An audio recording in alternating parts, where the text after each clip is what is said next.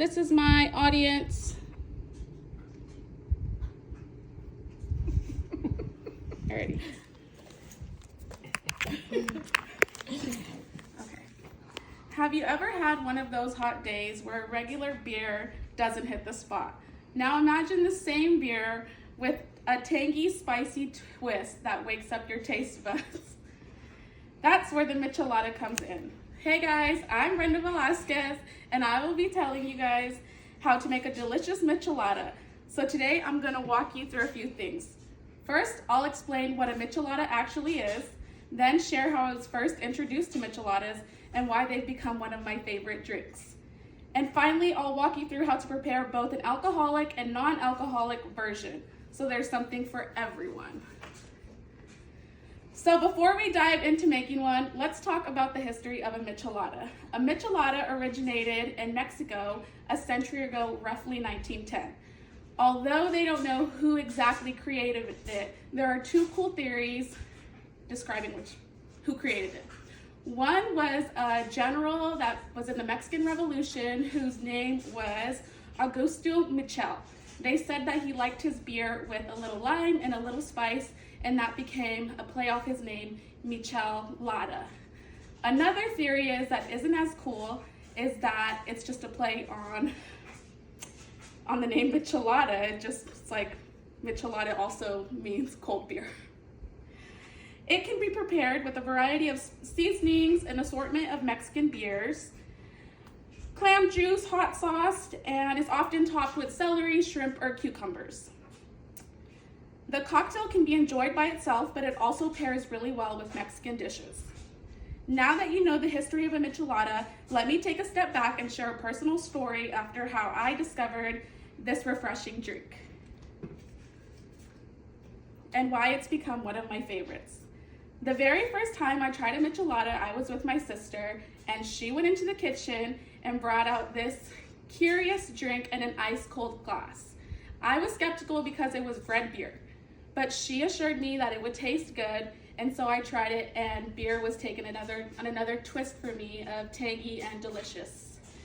Since then, it's kind of become more than a drink, and it's about memories and bonding with my sister when we do have it.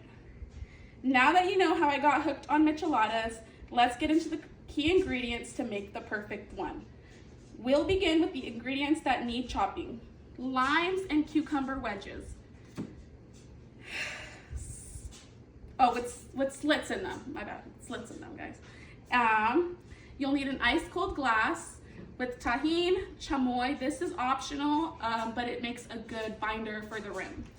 Ice, Worcestershire sauce, hot sauce, clam juice, and clamato, as well as beers. Today I'll be showing you how to make an alcoholic version and a non-alcoholic version. Oh, and shrimp that I left over there. Sorry guys, shrimp, my bad. Once you've got all the ingredients, the fun begins. Let me show you how you put it all together. Whether you're going for the boozy or keeping it alcohol free, I'll be making 2 glasses since I'm also doing a non-alcoholic version. We'll start with an ice cold glass. We will then dip our glass into our chamoy paste and then dip our chamoy paste and rub that rim around some tahini. This provides an extra kick, little spicy kick, and I prefer it. Some people do salt, but tahini to me is better.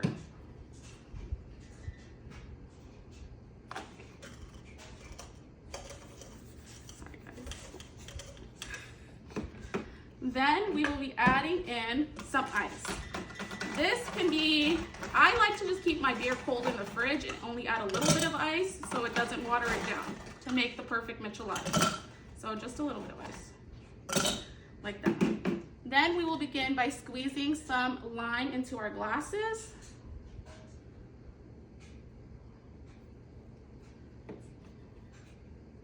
I usually do 2 limes, that's preference. If you want it tangier, you can add more. Unless you want it perfect, you can use 2.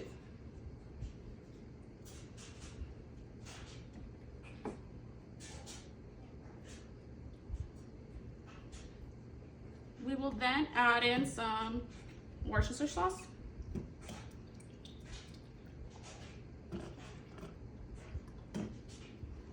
That's pretty good.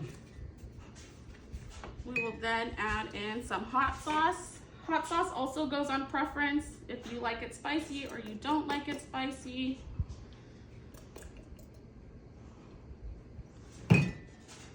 And clam juice. This is optional, but I found that it makes it have a nice, like, tangier taste to it. And you don't need a lot of clam juice. A little goes a long way. Not last but not least, but you guys know. Clamato. I like the lemon version, and before you use your Clamato, you always want to shake it and make sure there's no red on the bottom. That's how you know you shook it well. I think like that's good. So for my alcoholic version, I'll be using a Corona. This is key tip, important tip. Make sure you tilt your glass to a 45-degree angle before pouring to prevent foam.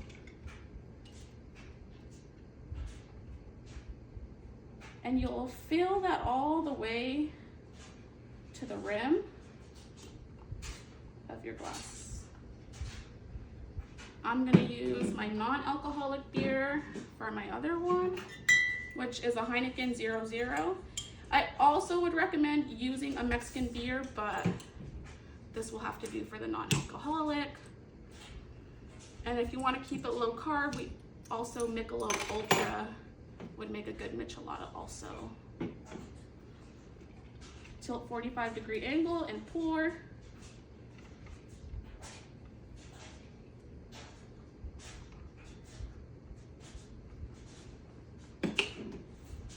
And you could also add in a lime on the wedge for decoration, cucumber, and my favorite is a shrimp, cooked shrimp.